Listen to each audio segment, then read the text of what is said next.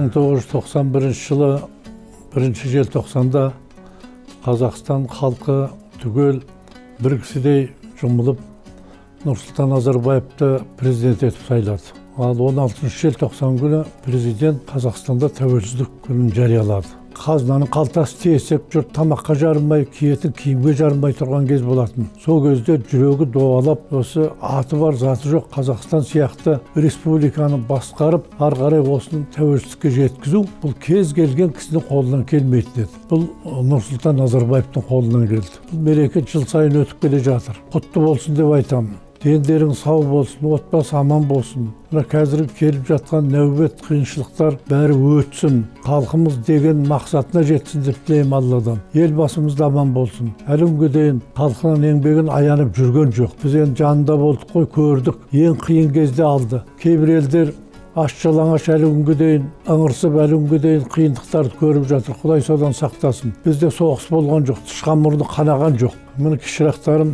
оңай болған жоқ. Біз алғашқы кезде сол тәуелсіздіктің алдында да, тәуелсіздіктің алғашқы жылдарында да біз елбасының жанында болдық. Оғысының күйзелгенін, қиналғанын да көрдік бәрін. Басымыздан кешірдік. Құдайға тәуба, Қазақстанды осы жерге дейін алып келді.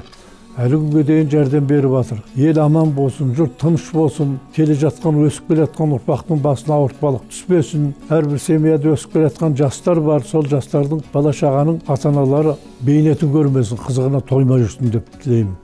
Құтты болсын мереке.